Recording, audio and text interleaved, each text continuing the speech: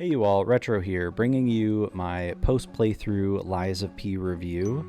This game was quite the experience, quite the roller coaster. I went from loving it to hating it, back to loving it many times over. Many things that drew me in, many things that turned me away, but we eventually made it to the end and I very much enjoyed my experience. Very excited to bring you guys this video. If you are trying to avoid spoilers, I will be covering spoilers and characters, endings, bosses, all of the above. So be warned. Other than that, thank you all for watching, and I hope you enjoy. So before we dive into the story of Lies of P, I think it is important to point out that this game and the developer did use a lot of influence and inspiration from the original story of Pinocchio, written by Carlo Collodi in 1883. So the original story or stories of Pinocchio were written as a weekly feature in an Italian magazine. It went on for, I believe, about 4 months before it was canceled, and then it was brought back by popular demand. But featured characters such as the Blue Fairy, Jiminy, Fox and the Cat, Alidoro, names that we are not just familiar with from the stories, but now also from the game itself. Even characters such as the Blue Fairy, which can be represented as Sophia in Lies of P, are there, and there's even a island that's part of the plot, which is part of the original story of Pinocchio as well. So they did an excellent job of introducing that story in a way that worked with what they were trying to portray in their world of Krat, but without it being just a copy-paste story of Pinocchio, but Souls-like. So the story of Lies of P pretty much boils down to the puppets of Krat have gone mad and have begun attacking humans within the city. So you, as Pinocchio, must find Geppetto and seek out the source of the puppet rebellion and the source of the petrification disease, which is affecting the humans of the town. You know what caused the puppet frenzy, don't you? You're their maker, practically their father. The petrification disease is a disease that causes humans to almost turn into zombie-like creatures, which you'll find littered throughout the game.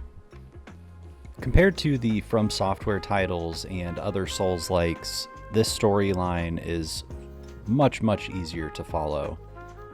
There was a lot less crypticness, I'm not sure if that's really a word, but a lot less of that going on in this game, and a lot more that was told through the character dialogue, through the items.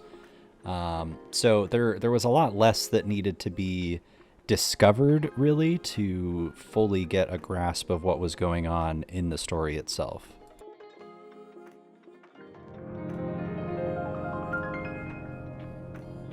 So if we continue with the FromSoft comparison, one of the things that makes those games so great is the ability to customize your character for your playthrough. That is not something that is present in Lies of P, but they do a fantastic job of introducing a type of character development throughout the game, where physically your character will actually change based on decisions that you make. And those decisions really come down to whether or not you're going to be a obedient, quote-unquote, good puppet, or an independent, quote-unquote, bad puppet. So it's pretty cool how they sort of took that Pinocchio original story of lying and the nose growing and kind of, in a way, like flipped it upside down and used that same element, but just in a new way. And there's other cool pieces too, like as you progress through the game and you go back to the main menu, like the background of the main menu will be in line with whatever area you're in your playthrough. So a lot of really cool, just, I would call them small touches that have large effects. But in terms of overall, story, replayability, even going through that first playthrough and it not being as cryptic, there was still plenty left over that I could tap into in a second, third, even fourth playthrough. So plenty of reason to go back for sure. Alright you guys, so classic me, I got to the very end of making this video and realized I forgot something, and that thing was discussing weapons, kind of a big deal in this game. Very reminiscent of Bloodborne and its weapon system with the special moves, special abilities, being able to, you know, like extend the weapon, things like that, is also available in Lies of P through the Fable arts. And this was something that I really enjoyed and is definitely going to get me to come back to this game many times over to try out different weapons through playthroughs. On top of that, you also have the ability within the hub area itself to assemble and test out weapons on a couple dummies that are just set up out there for you to, you know, mess around with different things and different variations, which the interchangeability of the weapons is such a awesome, unique aspect to this game, and something that, you know, most other Souls games have not really dove into at all. And so it completely opened up Pandora's box, especially for people within like the speedrunning communities. So it's been really cool to see people kind of break that down and find, you know, alternative paths to making it to the end. I have always been a huge sucker for just boss fights in general, so unless a game comes out with a literal copy and paste of other bosses from another game, I don't think I'm ever gonna be disappointed seeing new bosses. In this game especially, like the fights, the arenas, the mechanics were all so unique, and at the same time you could feel, you know, influence from certain games like Bloodborne, DS3, Elden Ring in some of those fights. And there were some that were really tough to walk away enjoying, but there were definitely some that I cannot wait to go back for a second playthrough and retry. Some of the boss arenas are absolutely massive, and you have tons and tons of extra space to work with and, you know, create distance between you and the enemy.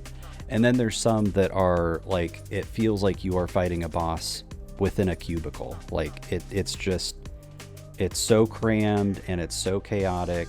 That's part of these games, is taking advantage of those kind of corners and, you know, parts that you can be caught off guard. And this game just overall does a fantastic job of really finding so many of those points. And a lot of times it was you know, anticipated, but then there was a handful of times where I totally just got yeeted off a ledge and had no clue that it was coming. And I love that a game that I've come to, or a style of game that I've come to love and appreciate and know, can still end up surprising me in some ways. So as far as the in-game soundtrack goes, this is by far one of the best OSTs that I've had the pleasure of getting to listen to. Whether it's tracks such as Feel or Fascination or Someday, not only were they great to listen to, but they also are pieces of your journey and your playthrough, and they're things that you find along the way. And so it's just another layer to that replayability that I keep touching on. And I would go as far as to say that the OST itself makes this game worth playing through, between both the variety of artists that they worked with as well as the composed score. It is just absolutely hits it out of the park for me.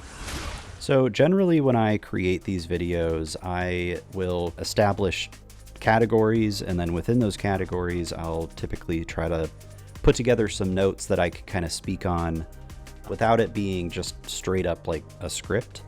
For this particular section, I just simply want to talk on it. I have no notes or anything like that. The only thing that I did notate is the section itself, which is stagger versus posture. And this is something that was really difficult for me to get behind in Lies of P, and that is having the game be so reliant on the stagger system without having any visual representation of that bar filling up and reaching that point of being able to then actually do the critical attack.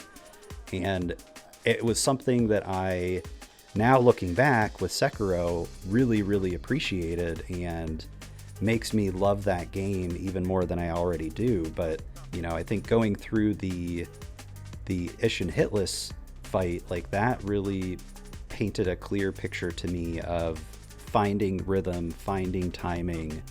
And this game, with the way that the stagger system works, like, it is so precise. I mean, we're talking broken down into frames, like a third of the window that you receive in Sekiro. And I mean, I felt that the whole way through. And it's just, you have to be so on point with these parries that at times I just found myself really frustrated because I couldn't really see any actual visual progress that I was making in fights, and if I was actually learning them or if I was just getting lucky. And for me, I enjoy getting through those fights to the end and being able to look back and go, okay, like, I actually learned this fight and what it takes to get through it, and I could do it again. But there were definitely times in this game where I walked away from a fight feeling like that was just absolutely pure luck and the planets aligned, and I didn't enjoy that piece of it as much. All right, y'all, I am not going to sugarcoat it. This game is absolutely fucking brutal. Whether it's the precise timing of the parries, the massive HP bars that bosses have, the at times super weird and finicky hitboxes, no posture bar to gauge your progress off of. It's a tough game, and you know, having played Sekiro as well as Bloodborne, which are probably the two closest comparisons for this game that I can use, I think that both Sekiro and Bloodborne are much easier to get through, a lot more forgiving. Because part of Lies of P, the difficulty isn't just the bosses and the fights, but is also the areas as well. The areas are incredibly relentless, and anytime the game can potentially trip you up, it absolutely will. Whether it's fireballs or guys on turrets, or there's so much that gets thrown at you at certain points. And you know, the way that they're able to create such a hostile environment, but at the same time still maintain that desire to discover and explore, I really enjoyed. So to wrap things up, I would give this game a solid 8 out of 10. I think overall, the majority of people that choose to dive into this game are going to enjoy their experience once they kind of get a feel for the timing and the parrying and all of that good stuff. I am very excited to hear more news on the Wolong collaboration, as well as any future DLC, which they've already confirmed there will be DLC. Also, huge shout to NeoWiz and Round 8 just for how well they've been listening to the community and the feedback given by the community. It seems like that's something that they have really been taking to heart and making, you know, necessary changes to improve the game's experience overall without taking away the experience that we get to have as players going through it. And that's something that I admire a ton. Thank you all a ton for watching. If you enjoyed the video, please feel free to drop a sub, like it, comment. It all helps a ton with getting it out there. I am also working on a couple FromSoft deep dive videos, as well as a Lords of the Fallen review that should be out within the next week or two. But besides that, thank you again, and I will catch you guys in the next one.